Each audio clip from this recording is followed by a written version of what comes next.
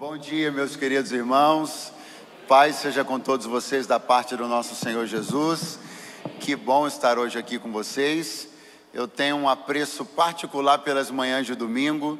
Manhãs de domingo parece que tem um cheirinho assim de ressurreição, né? Então acho que a gente está mais inspirado, a gente está mais devotado ao Senhor. Os domingos de manhã são períodos muito preciosos e eu sempre gosto muito de cultuar a Deus aos domingos de manhã. Eu quero bendizer ao Senhor pela oportunidade tão rica de estar hoje aqui com vocês, conhecendo esta igreja, estar com esta família, cultuando a Deus também com vocês e podendo compartilhar da palavra, que é o chamado de Deus na minha vida, o propósito para o qual o Senhor levantou a mim e a minha família, a minha casa. Tá bom, vou deixar. Então, eu estou muito feliz e grato. Quero agradecer ao pastor Lamartine pelo carinho, a pastora Lilian. A gente, de fato, se conheceu num dia muito importante. Eu tive a oportunidade, inclusive, de conhecê-los no dia do aniversário de casamento deles. Não é isso? Eu fui intruso. Falei, vocês vão almoçar comigo. Ainda fiz churrasco para eles ainda. Foi uma maravilha, né? Mas um prazer muito grande. O pastor pediu para eu apresentar minha esposa, está aqui comigo hoje, que vai ministrar no segundo horário. Fica de pé, meu amor, para Deus saber, para o pessoal saber como Deus é bom. Pastora Camila Barros, seja o Senhor louvado. Então, só agradecimentos. Vamos à palavra? Quem trouxe a Bíblia, pegue, por favor, agora. Abra comigo no Evangelho escrito por João, capítulo de número 12. Evangelho de Jesus escrito por João, capítulo de número 12. Glória a Deus nas alturas. Aleluia. Versículo de número 1. Evangelho escrito por João, capítulo 12, versículo de número 1.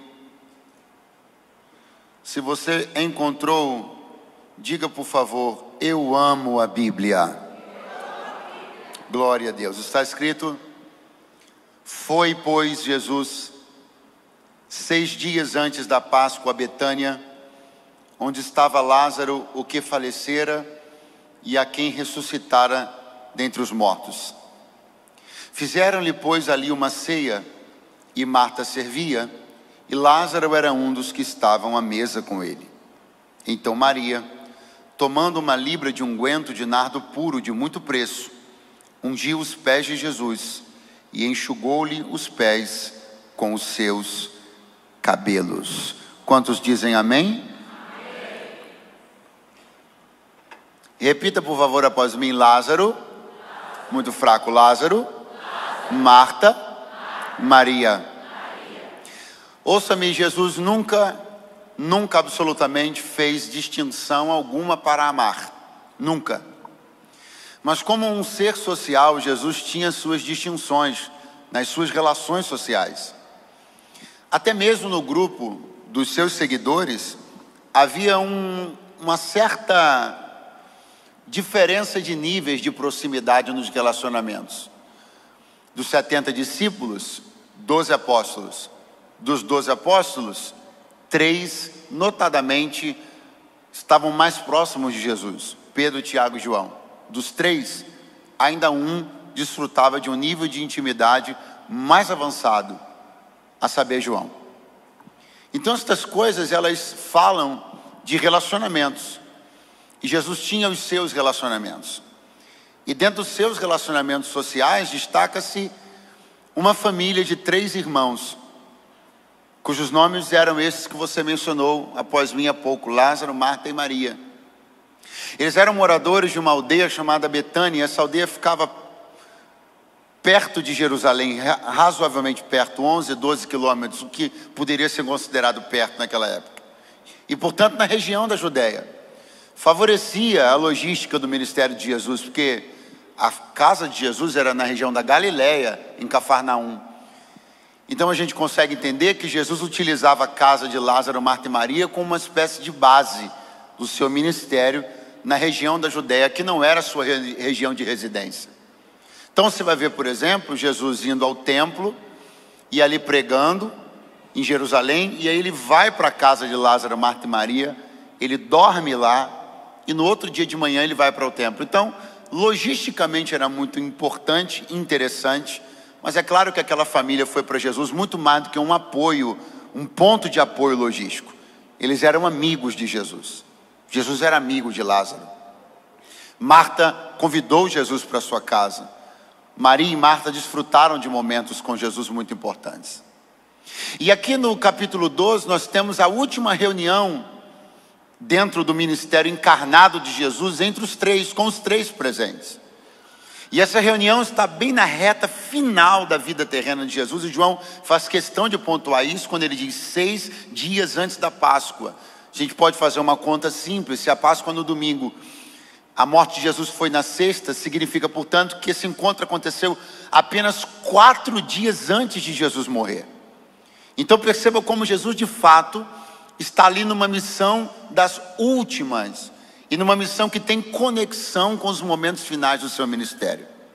Essa conexão foi apontada por ele mesmo. Ele disse: Maria ungiu o meu corpo para o dia da minha morte.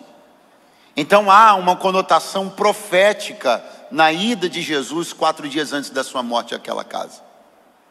Agora, quando nós vemos esses personagens agindo dentro desse texto lindo, nós vamos perceber claramente as diferenças de comportamento, de personalidade, as diferenças de aptidão e de serviço que cada um deles desempenha dentro dessa reunião.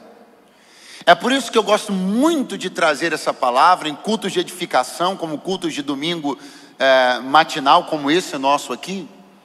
Porque uma das coisas que mais ataca as pessoas hoje é justamente a incapacidade de perceber sua função e seu valor no reino.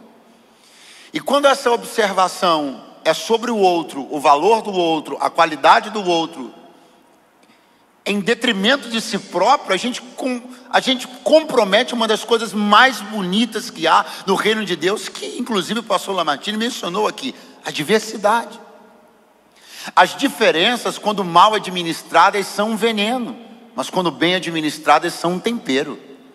Ainda bem que nós somos diferentes, porque se imagina a monotonia e o tédio que seria se todos nós fôssemos iguais.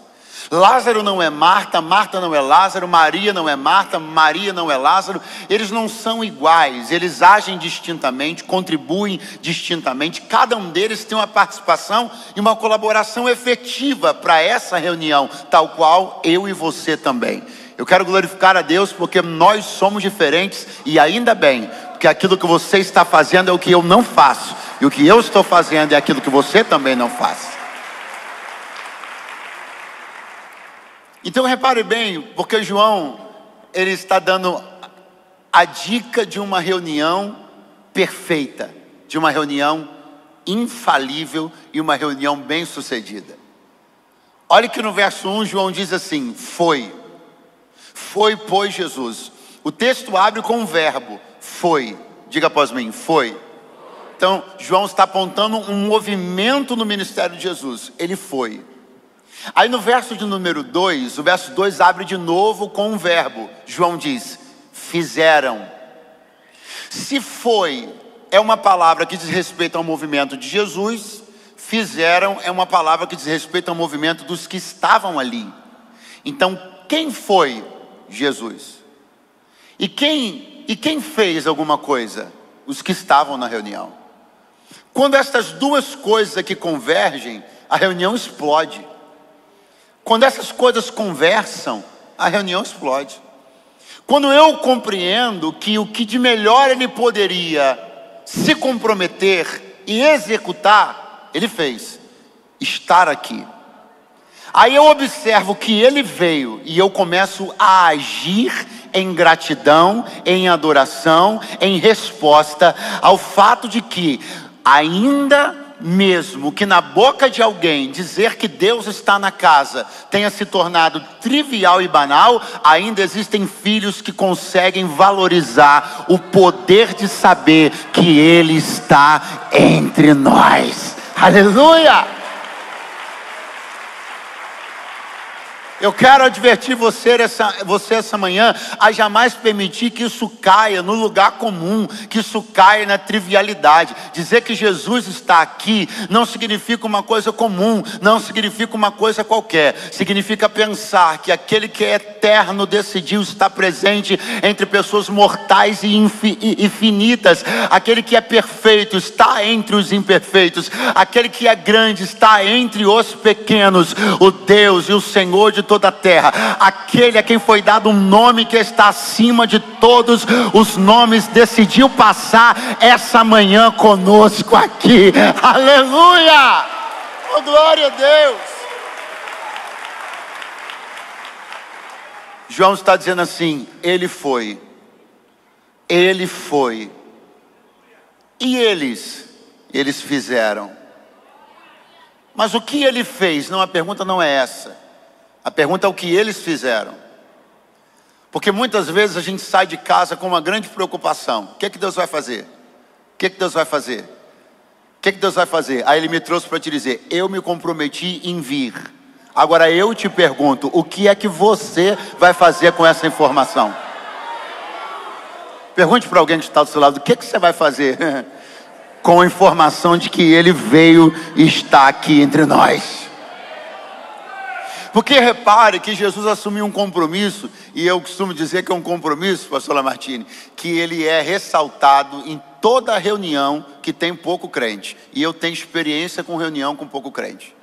Eu já dei aula de escola dominical dentro de uma Kombi. Quem diz amém? No pé de uma árvore. Quem diz aleluia? Eu sei o que é reunião com pouco crente. Eu sei do que eu estou falando. Amém. Não estou falando de multidão como essa aqui não, no domingo de manhã não. Estou falando de reunião de pouco crente. Eu tenho experiência nessa obra, aleluia. E se você estiver numa reunião com poucas pessoas, 10 pessoas, 15 pessoas, 20 pessoas, você pode ter certeza que em algum momento, dirigente do culto ou pregador vão lançar mão desse versículo bíblico para trazer esperança e fé para a igreja. Onde estiverem 2 ou 3, sim ou não? É ou não é verdade? Ele vai falar isso em algum momento, irmão. Mas não é um artifício desprezível, é uma promessa verdadeira que vale ser lembrada, vale ser ressaltada, seja numa reunião de poucos, seja numa reunião de muitos, porque é uma linda promessa. Agora, atenção para a natureza dessa promessa. Jesus disse assim: onde estiverem 2 ou 3 reunidos no meu nome, eu vou estar no meio de vocês, eu vou estar presente. O compromisso assumido por Jesus é um compromisso de presença. Note que Jesus não acrescenta nada a respeito do que ele faria nesta dita reunião. E por que é que Jesus se atém a falar que estará, mas não avança para falar sobre como ele se manifestará? Porque presença e manifestação não são a mesma coisa. Então ele pode garantir a presença, mas omitir a parte da manifestação. Por quê? Porque a parte da manifestação depende da circunstância da reunião. Pasmem vocês, mas pode ser que ele esteja presente e não manifesto.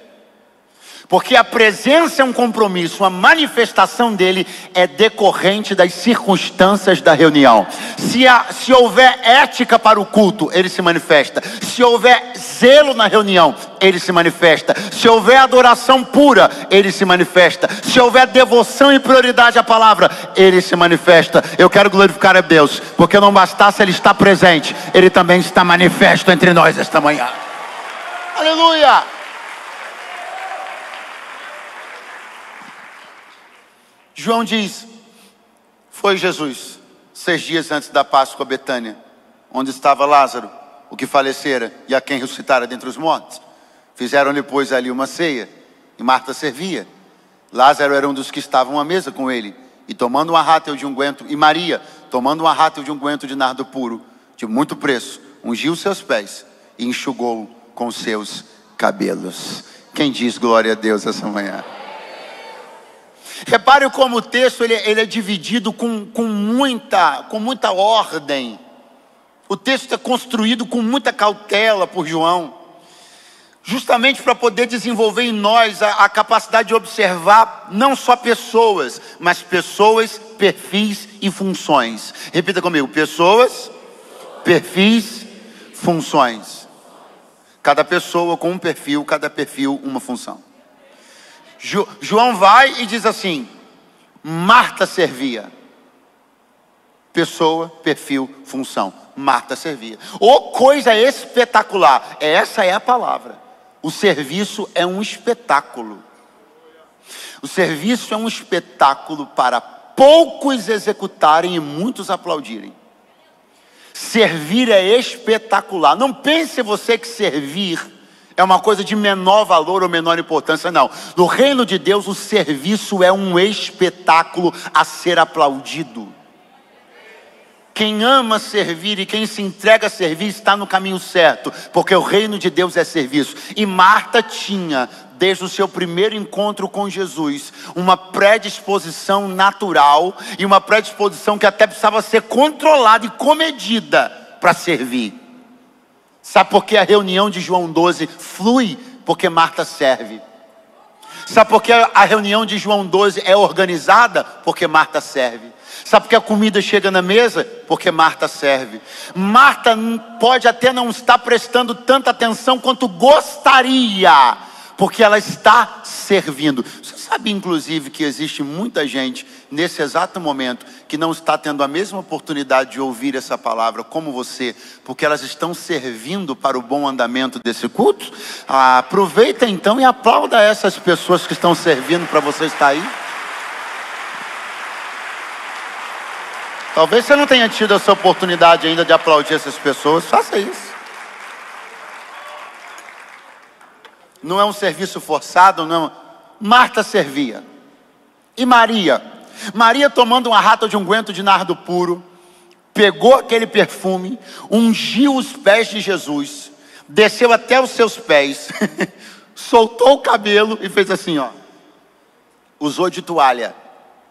Agora eu pergunto a você: qual protocolo de adoração Maria está reproduzindo? Diga bem forte: nenhum.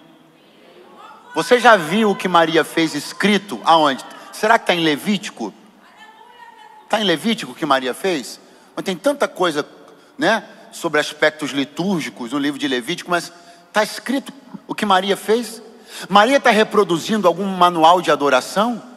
Maria está reproduzindo alguma coisa que ela viu alguém fazer? Maria está fazendo uma adoração programada, sistemática, acionada por um botão? Não. Maria está executando uma adoração espontânea. Ela não está reproduzindo um protocolo, ela está escrevendo um. Eu queria que você se comprometesse a uma coisa: comece a ser criativo e até, por que não dizer, inventivo na adoração. Eu quero profetizar que esse ano você vai experimentar um nível de adoração que se expressará de uma maneira que alguém vai até achar estranho, mas os céus vão dizer: esse tipo de adorador é que o Pai está procurando, os que adoram em Espírito em verdade. Não é uma adoração sistemática, nem sistêmica, nem robótica. Não, é uma adoração que flui. Uma adoração que não reproduz uma coisa já vista, não reproduz uma coisa escrita no manual. Maria fez uma coisa inédita.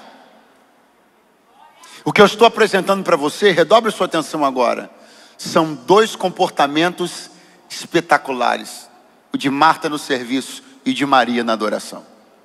Eu estou apresentando para você duas gigantes, uma do serviço e uma da adoração. Eu não estou lhe apresentando pessoas com talentos medianos. Eu estou lhe apresentando notáveis.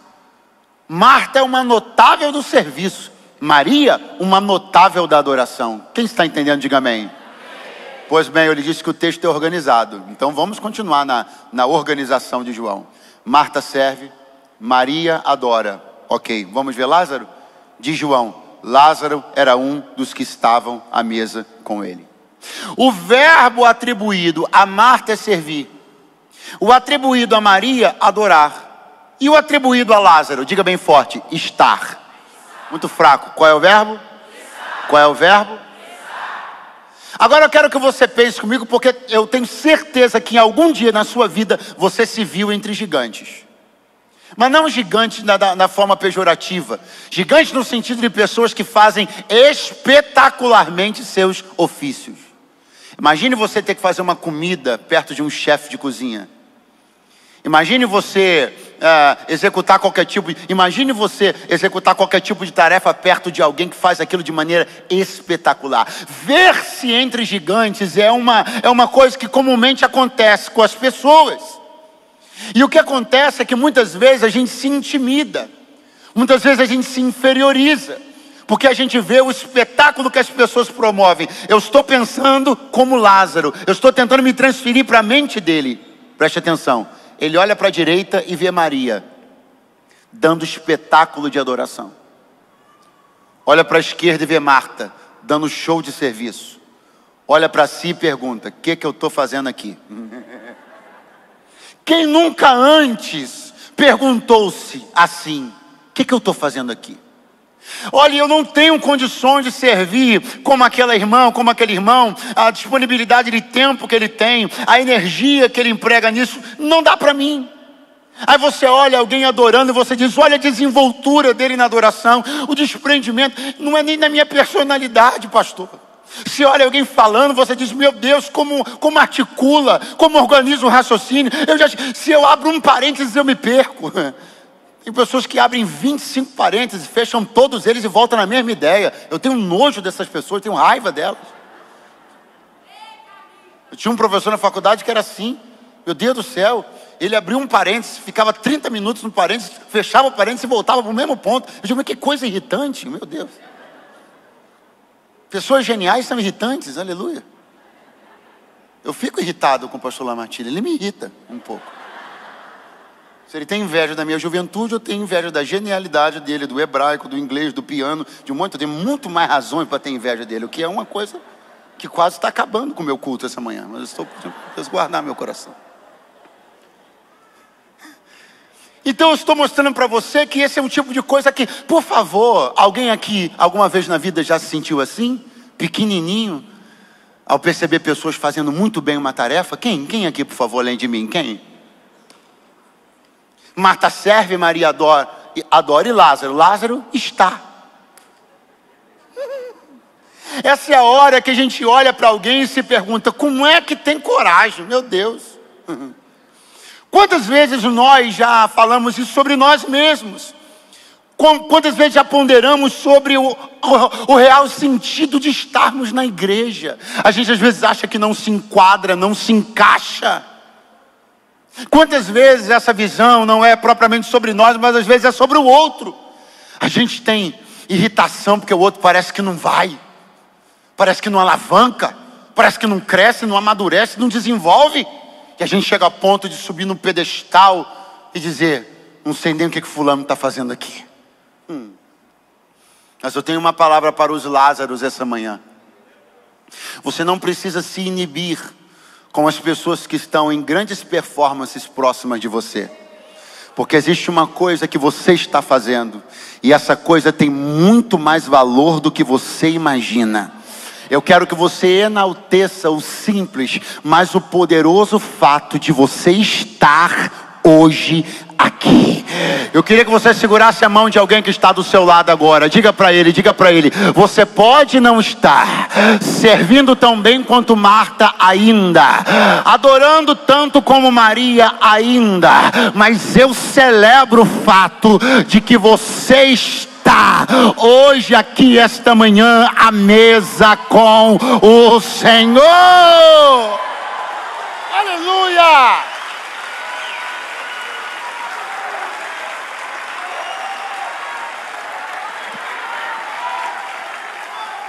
Qual é o maior segredo para se valorizar o hoje? Olhar o ontem. Qual é o maior segredo para se valorizar uma condição atual? Observar a condição anterior. Quem se esquece do capítulo anterior não consegue valorizar seu capítulo atual.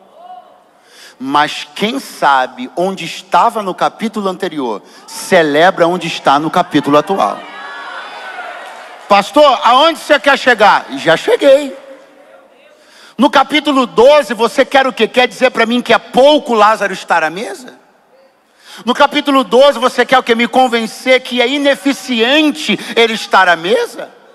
No capítulo 12, você quer dizer para mim que é pobre o verbo atribuído a ele, que boa mesmo é Marta, boa mesmo é Maria. Você quer dizer para mim que no capítulo 12 a condição de Lázaro nessa reunião é minoritária? Então deixa eu apenas lembrar para você onde ele estava no capítulo 11. No capítulo 11, Lázaro estava morto. Então quem sabe onde esteve ontem, celebra mais o fato de estar vivo hoje. Aleluia!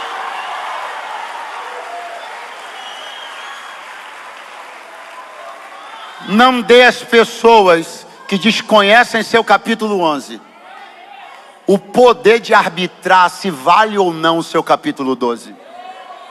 Não são elas que qualificam sua vida, não são elas que dizem se você é bom ou não, eficiente ou não, eficaz ou não, efetivo ou não. São as pessoas que conhecem aquele que te chamou da morte para a vida. É ele que celebra a tua vida todo dia. Aleluia!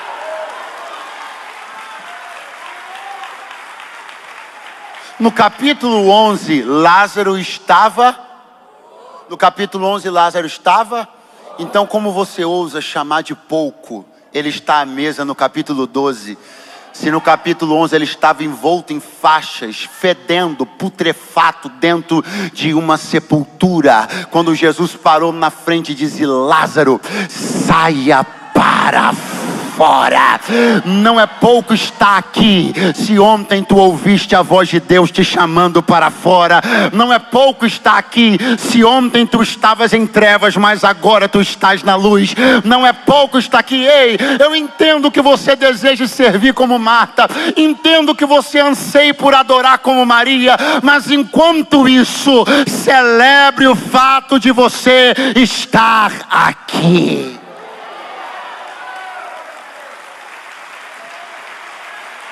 Ah, pregador, eu acho o verbo estar pequeno. Meu irmão, não existe verbo pequeno para quem estava onde não se conjugava verbo algum. Você cochilou, mas eu vou te dar outra chance. A Bíblia diz que na sepultura não há obras. Então a Bíblia está dizendo que na sepultura não há verbos. Obras são ações, verbo é movimento. Então a Bíblia está dizendo: na sepultura não há verbo. Na sepultura ninguém compra, vende, serve nem adora. Então onde Lázaro estava? No lugar onde os verbos não são proferidos, no lugar onde ações não são promovidas. Então quando ele sai desse lugar para a vida, cada verbo que ele conjuga tem poder, porque ele veio de um lugar. Pastor, eu acordei, isso tem poder. Pastor, eu dormi, isso tem poder. Tomei café da manhã, isso tem poder. Peguei a Bíblia, tem poder, porque estávamos na sepultura onde não se conjuga nada. Mas quando ele nos chamou, ele tornou todo verbo vibrante e poderoso. Aleluia! Aleluia! Quando Jesus ressuscitou Lázaro, Jesus olhou, Jesus parou na frente do sepulcro e disse assim: vem para fora. Ele saiu todo atado em faixas. Aí o Senhor Jesus disse: desatai-o e deixai-o. Muito fraco, desatai-o e deixai-o. Se eu fosse Jesus, eu não só dizia ir, mas eu também diria para onde. É porque ele não tinha vida nenhuma, mas fui eu que dei. Eu me sinto no direito de determinar para onde ele vai agora. Mas Jesus não age assim. Jesus diz: desatai-o e deixai-o ir. E se alguém tivesse perguntado para onde, Jesus diria: para onde ele quiser. Mas o Senhor não deu a vida para ele? Dei. Então o Senhor pode dizer o que ele vai fazer da vida dele? Não vou fazer. Não vou dizer isso. Eu não fiz uma barganha com ele, eu dei um presente para ele. Se Jesus tivesse dito assim: Lázaro, agora que eu te ressuscitei, vai lá, vende tudo que você tem e oferta no meu ministério. Eu te pergunto, estava caro ou barato? Não, tem gente que está fazendo conta ainda. Mano, ele estava morto. Estava caro ou barato? Se Jesus diz assim: desatai e deixai-o ir, porque ele vai comprar 200 metros de tapete persa vermelho e vai estender na minha frente por toda a cidade que eu entrar. Estava caro ou barato? Caro ou barato? Mas Jesus não fez nada disso. Jesus disse: desatai e deixai-o ir, porque isso é graça. É o favor que eu não mereço. O Senhor diz, desatai e deixai-o ir. Aí quando eu viro a página para o capítulo 12, diz a Bíblia, e Lázaro era um dos que estavam à mesa. Aí eu descubro que, tendo a oportunidade de fazer da sua vida o que ele quisesse, ele entendeu que não tinha nada melhor para fazer da vida dele do que colocar a vida dele aos pés do Senhor. Quem está aí para dizer glória a Deus e aleluia essa manhã? O poder da nossa reunião está no caráter espontâneo que ela tem. Eu tenho para mim que o Senhor não mandou nenhum anjo cutucar ninguém na costela com uma espada hoje de manhã e vir te cutucando com a espada até você entrar aqui. O poder dessa reunião está na sua espontaneidade. É por isso que o poder espiritual de um culto como esse é incalculável. Porque cada glória que sai daqui é porque a gente quer. Cada serviço que sai daqui é porque a gente quer entregar. Quem está entregando porque quer entregar? Levante a mão.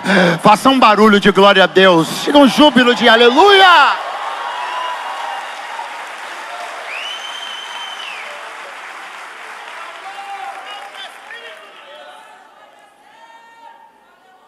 Eu tenho que chamar a irmã Maria para a gente terminar. Maria! Mas eu preciso falar uma coisa do irmão Lázaro. Porque o irmão Lázaro morreu, Jesus ressuscitou e quiseram matar ele de novo. Você sabia disso?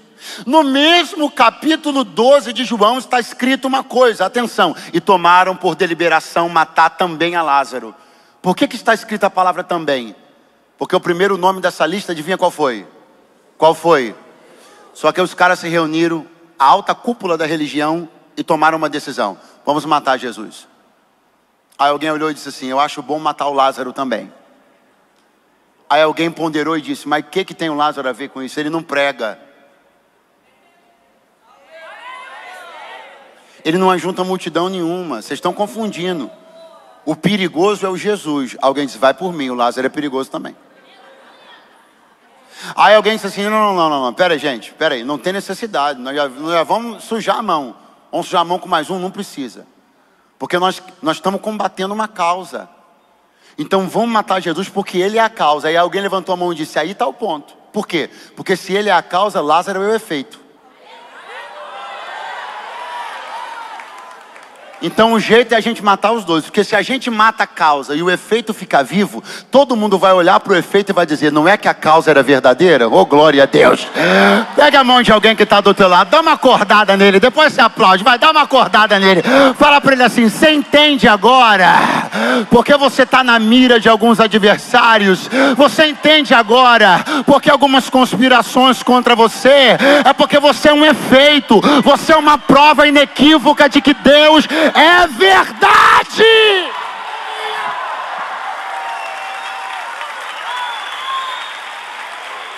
Glória. Eu fico pensando um fariseu e um saduceu numa manhã, numa padaria de Betânia. Um fariseu e um saduceu. O fariseu e o saduceu acordaram animados para pregar. Aí foram comprar pão de manhã. Aí estão conversando com o padeiro. E o fariseu dizendo: olha, você cuidado, hein? Tem um tal de Jesus aí, ó. Está enganando um montão de gente. Aquilo é safado, hein? Aquilo é ladrão de mente, hein? Toma cuidado. Aí o saduceu acordou animado para pregar também. Disse: padeiro, inclusive, você tem que vir para o nosso lado. Você tem que vir para a nossa corrente teológica. Tem que ficar com a gente, cara. E o padeiro dizendo: me fala uma coisa aí da sua corrente para eu poder abraçar. Aí o saduceu diz: ó, pega pelo menos uma. Esse negócio de ressurreição é mentira. Não existe ressurreição.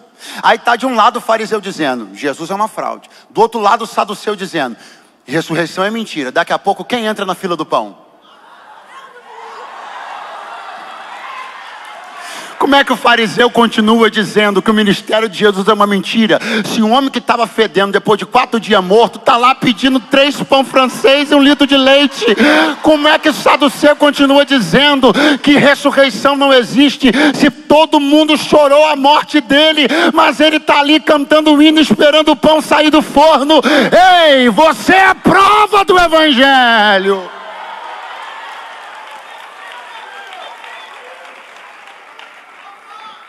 Maria tomando uma rata de unguento de nardo puro. Maria tomando uma rata de unguento de nardo puro. Ungiu os pés de Jesus, enxugou-lhe os pés com os seus cabelos. Protocolo de óleo não era para a cabeça. Protocolo de óleo não era para os pés, protocolo de óleo era para a cabeça. Quando Jesus entrou na casa do Simão, um leproso, um fariseu, Jesus disse para ele: você não me ungiu, você não me deu água para os pés. O que Jesus reclamou foi do rito comum. O rito comum não era óleo para os pés, era água. Pés se lavavam, não se ungiam. E por que pés se lavavam? Porque tem que tirar sujeira. E por que não pode colocar óleo nos pés? Porque o pressuposto é que você não coloque óleo onde há sujeira. Alguém diz amém. Então o óleo é para a cabeça. Jesus, conversando com os discípulos no lava-pés, foi lavar os pés de Pedro. Pedro falou: Senhor, não dá, eu não sou digno. O Senhor disse: se eu não te lavar os pés, tu não tem comunhão comigo. Pedro disse: então me dá um banho que eu estou pronto. Aí Jesus disse: Pedro, tu estás limpo pela palavra, só te são necessários serem lavados os pés. Isso aqui é maravilhoso. Quem ainda está aí, diga amém. São 4 minutos para eu encerrar. Quem está aí, diga aleluia. Olha aqui uma coisa que eu vou te dizer. Por que eu estou dizendo para você que isso é maravilhoso? Porque Jesus está falando da eficácia da palavra. Ele diz: você está limpo pela palavra. Só que daqui a pouco Jesus fala assim: mas tem que lavar o pé. Aí eu paro e penso: então a palavra vem tendo poder, quando chega no pé ela perde o poder? Não. Jesus está dizendo: a palavra cumpriu o seu ofício, te lavou. Só que seus pés continuam tocando nesse chão. Então, enquanto seus pés tocam nesse chão, há uma poeira a ser removida todo dia. Eu tenho pena das pessoas que não entendem que há uma poeira a ser removida todo dia. Enquanto nossos pés tocam esse chão, há uma poeira a ser removida todo dia. Mas quando nossos pés estiverem pisando nas ruas celestiais, nada mais nos sujará. O pecado não terá mais poder sobre nós, e não haverá mais tentação, não haverá mais assédio da carne. Seremos conhecidos, ou conheceremos como por ele somos conhecidos, e não haverá mais assédio da sujeira sobre nós. Quem anela por esse dia, diga amém. Pastor, mas o senhor disse que Maria ungiu os pés de Jesus, então ela fez uma coisa que não podia. Não, podia. Mas o senhor acabou de dizer que não podia. Não podia com outros, com Jesus podia. E por que com Jesus podia? Porque todo mundo precisa de água para pés, para lavar, e óleo para a cabeça, para ungir. Não se administra óleo nos pés, porque se entende que o pé toca na terra. Se toca na terra, tem sujeira. Então por que Maria colocou óleo nos pés de Jesus? Porque Jesus foi a única pessoa que pisou nesse chão e nunca se sujou com nada. Se eu fosse você, eu tirava 10 segundos só para você dar glória a Deus. Por quê? Porque Ele é santo do alto da cabeça à planta dos seus pés. Aleluia! Não. Judas vai interpelar. Não. Que desperdício fiscal de adoração. Sai para lá, fiscalizador. Seu adorômetro devia ter ficado em casa. Aleluia. Porque era melhor ter vendido isso daí, dado para os pobres. Aí a Bíblia pega, pastor Elias, a máscara e arranca dele assim, ó. Ele não disse isso porque eu tivesse cuidado com os pobres. Disse isso porque era ladrão. Diga comigo, era ladrão. Diga comigo, tinha bolsa. Diga comigo, tirava dinheiro de lá. Olha o que a Bíblia está dizendo. Ele era ladrão, tinha bolsa e tirava dinheiro de lá. Ele era o ladrão. Isso é sobre o que ele era. Ele tinha bolsa. Isso é sobre o poder que ele tinha. Tirava o dinheiro. Isso é sobre as ações que ele promovia. Pastor, desde quando Jesus sabia que Judas era ladrão? Desde sempre. Pastor, o senhor está dizendo que Jesus deu uma bolsa com dinheiro na mão de Judas, sabendo que ele era um ladrão? Sim. Pastor, o senhor está dizendo isso mesmo? Estou. Inclusive, você não devia estar tão surpreso, porque ele também sabia quem você era quando te deu o que te deu.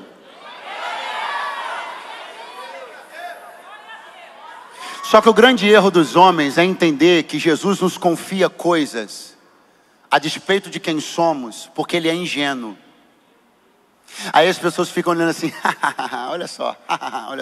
Elas não entendem que todo presente que Deus dá, a despeito de nós merecermos, é um meio através do qual Ele está dizendo: use o que eu te dei para melhorar quem você é.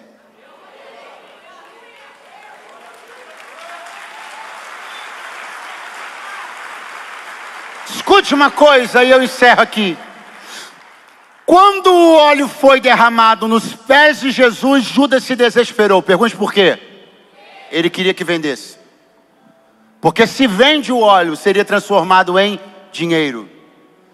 Se fosse transformado em dinheiro, o dinheiro iria parar dentro da... E se fosse parar dentro da bolsa, ele teria acesso. Porque todo ladrão gosta de se gabar do acesso que tem.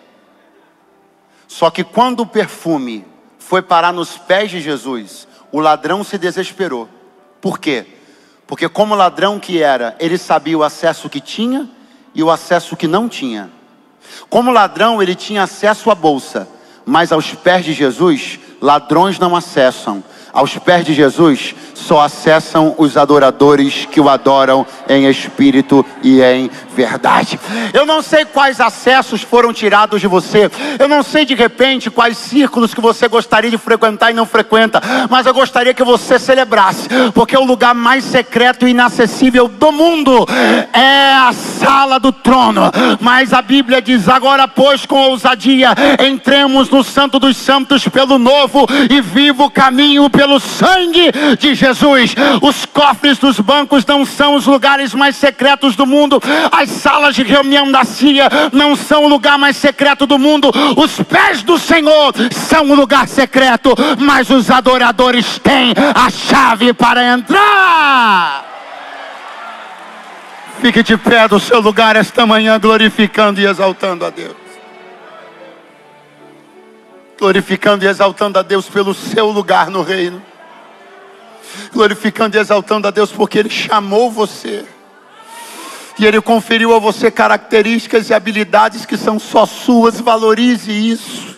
Não permita que comparações tirem de você o privilégio de celebrar o que Deus está fazendo em você e através de você. Você é um Lázaro de Deus. Você é um sinal poderoso da eficácia do Evangelho. Você é um amado do Senhor. Você é um amigo de Deus. Onde você vai, o testemunho de Deus vai junto. Onde você vai, os milagres acompanham você. Diga amém esta manhã. Você lembra o que Jesus falou? Eu vim hoje aqui para que Maria unja meu corpo para o dia da minha morte. Você sabe o que nós descobrimos? Que quando Jesus morreu, não houve tempo de que a cerimônia de unção do seu corpo fosse feita adequadamente. Tanto isso é verdade que a Bíblia diz que as mulheres ficaram olhando para ver aonde o corpo dele seria depositado. Porque a intenção delas era voltar no domingo de manhã e terminar a cerimônia de embalsamamento do corpo. No domingo de manhã, as Marias saem na direção do sepulcro. E quando chegam lá, Jesus não estava mais lá. Jesus havia ressuscitado. Elas levavam consigo as especiarias para ungir o corpo. Chegaram lá, Jesus nem estava mais lá. Aí elas devem ter se entreolhado e dito: puxa, Jesus morreu e ressuscitou, e nem deu tempo de ungir o corpo dele. Mas eu e você sabemos que Maria já tinha feito isso 6 dias antes da Páscoa. Eu quero glorificar a Deus por tudo que antecipadamente Deus está nos dando a oportunidade de fazer. É por isso que de mãos erguidas eu libero uma última palavra para você. Tudo que Deus te encher o coração para fazer, faça agora. Toda entrega, toda adoração, todo serviço, faça agora. Eu profetizo que você não mais protelará as coisas que Deus tem enchido o seu coração para fazer. Se Deus te chamou para derramar algo, derrame agora. Ninguém conhece a sexta-feira, ninguém conhece os dias que virão. O que temos é o agora. O presente é um presente. Então dê os seus presentes para Deus agora, porque ninguém conhece a sexta, mas Ele está aqui hoje entre nós para dizer: me entregue aquilo que está no seu coração.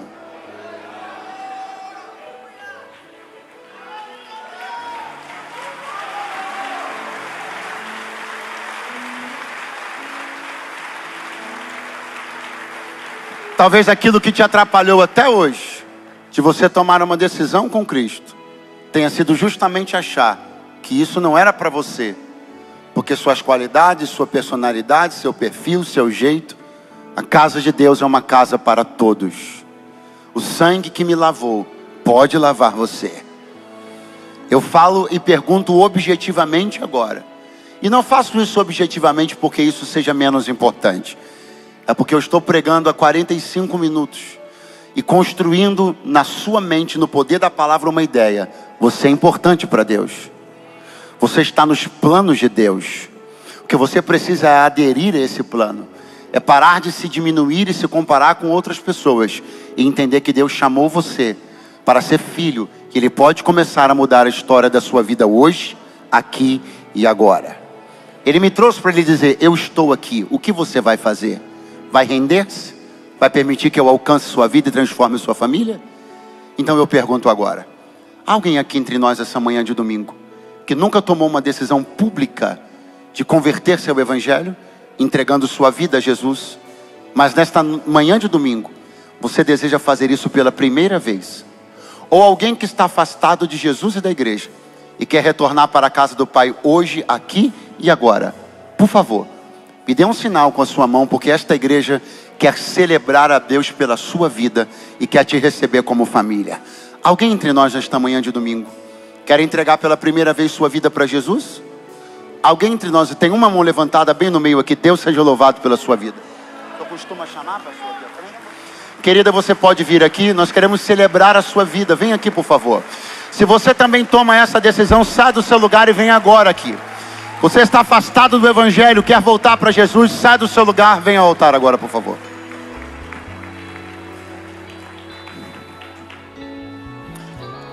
Põe a mão no seu coração.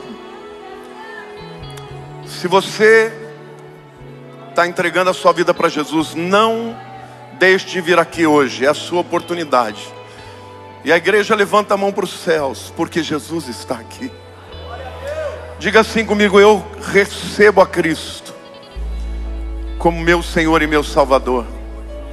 Eu o confesso com a minha boca, que quero estar na sua presença para todo sempre, e nascer de novo, como Lázaro nasceu, e servir o seu propósito, para a honra e glória do seu nome. Aleluia, glória a Deus.